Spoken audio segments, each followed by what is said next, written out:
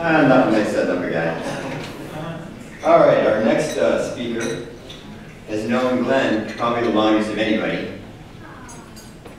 Well, it hasn't all been good, of course, but that's another story. I will bring Art Harris up, and he will have some fun with his son.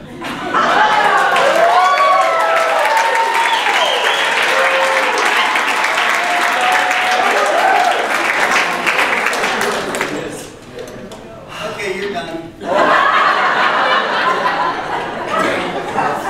I feel very privileged to be here. It isn't often I get to speak before Hell's Angels and the NRA, and I'm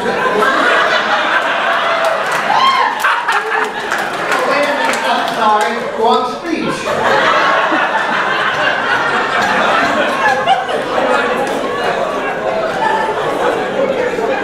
Glenn Harris, tell me how I love thee, let me name the ways.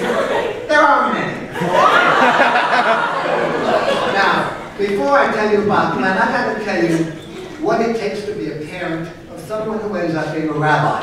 It might be interesting to you. It just happened to me. I was lucky enough, and first I'm going to say something very serious because it's true. My first wife passed away. I had 2 girls, and luckily Sandra was divorced and had a little boy. And I came to California, and somehow the stars were right, and everything was right, and we met at a bowling alley. And I said, "That's a good-looking broad." And she looked at me and she said, "There's a friendly guy. I'd like to date him." That's what she told her girlfriend. My girlfriend doesn't talk, she doesn't talk to her girlfriend anymore. The point is, what I'm trying to say is, we got married. We had 3 kids to start, and it took us 5 years to actually pay for a honeymoon. So that's the kind of stuff it was. And then about a year after we got married, she says, "You know, I'd really like to have another boy."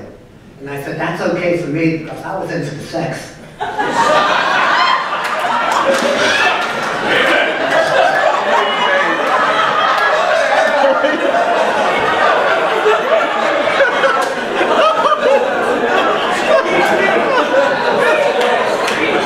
When we found out it was a boy, it was going to be a boy, I was thrilled. I had 2 girls that never had a boy.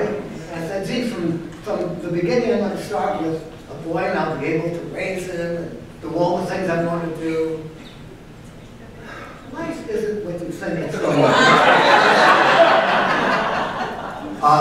I have to tell you the things I know about life. But the main thing about my being his parent was, he got my genes. That's it. I mean, I was a father. Big deal. Okay? What makes to be a parent? That's it. You get our genes. I gave him.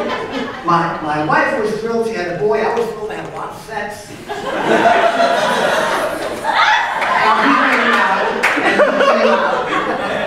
And he came out. Because let me tell you, I listed a few things that I thought you should know.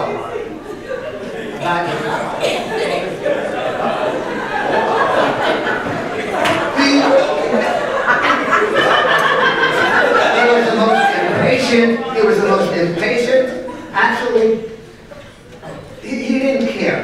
The day he was born, I wanted a nice, easy day, easy delivery for my wife. Not him. Not him. Not him. We leave the doctor, and all of a sudden, that same night, my wife says, "I gotta go." I said, "We'll start counting." She said, "You don't have to count." She said, "Now, take me to the hospital."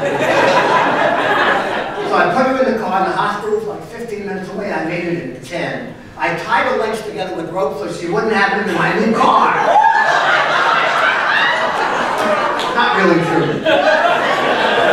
We raced to the hospital. I mean, we raced to the hospital. Thank God it was after 9 at night. Wasn't much traffic. We got to the hospital. They rushed her in. They couldn't even take her clothes off. She was born. Impatience, irresponsible, uncaring. He started that way. I'm hoping his sires don't end up the same as mine. Now, he started out as a very spoiled child. I got to tell you, he had 2 teenage sisters and a brother who was 5 years older than him, and they used to fight to be able to take care of him. They kept saying, I want you, I will. Try to pull out one arm, a couple of teeth. There he lost stuff. But he was spoiled. His family spoiled him. His father never did. He got through a lot of school. In high school, he was a pretty good student. So in high school, his nickname was JC. Now, you might think that at a young age, he was very religious. That's not the thing. All his clothes came from J.C. Penney. So, I mean, truth is truth. That's the way it runs. He did make one mistake. He almost died in September of 1977. He took my Audi, my new Audi, without permission. And one of his boyfriends, they decided to go somewhere and then come back before I got home. And they were fooling around, and the street they were on curved this way, and he was fooling with his friends. He went right up on the sidewalk, hit a hydrant, and blew my Audi out of the water. That's it. To this day, I can't remember what prevented me from spending the rest of my life in prison. But it was my wife, and maybe it was God, who said, spare him.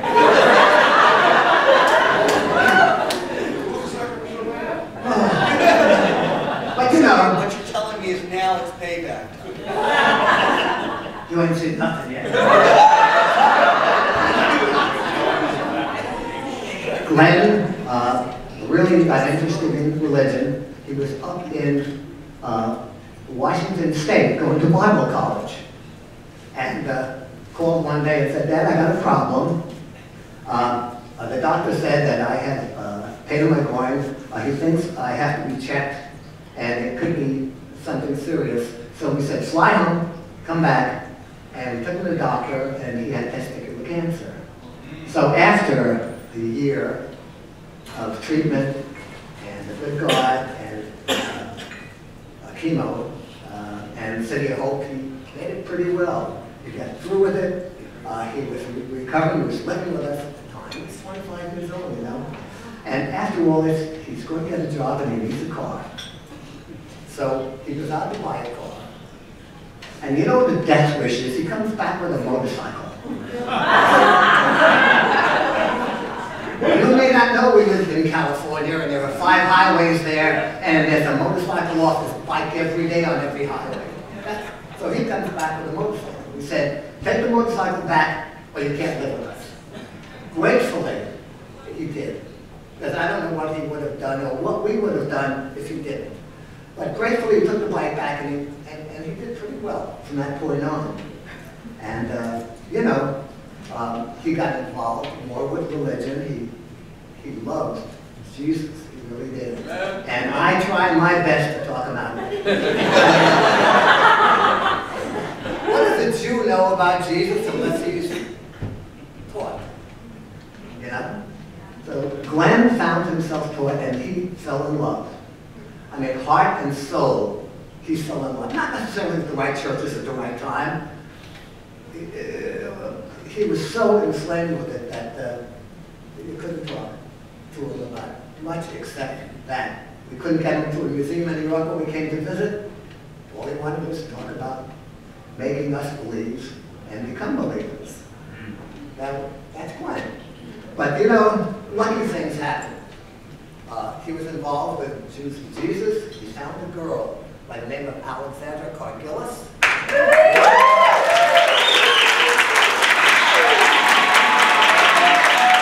He thought he might have potential, and maybe she could make him into a mensch.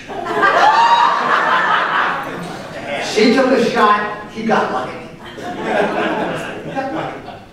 And we've been pretty happy about the results. I have grandchildren that are just, I'm sorry to hear, I can't say really something else. Not necessarily great. There's something.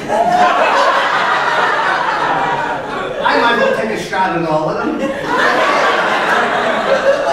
I got that gorgeous little girl there, and two guys sitting at this table. I think your name is Levi, and you're Joseph. And Ari's shocking her because he's got a real nice girlfriend. And he's growing up. The whole family's growing up, and we're watching him. You know, like, wow, what is going on here? And the family is great, except for Glenn. That's on my notes.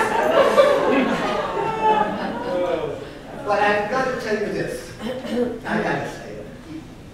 Am I in love with my son? No. Do I like him? Do I think he's got potential? As long as Alexandra lives with him? And Rabbi Lauren puts up with him? He's got nailed. So in closing, I will only say this. I hope the guys on the dais do a better job than I did. Because I have to finish by saying, I have never been so grateful and so lucky to have a son who is kind, gentle, loves the world, will do anything for anyone. He is one of a kind. He and Jesus seem to go together pretty well.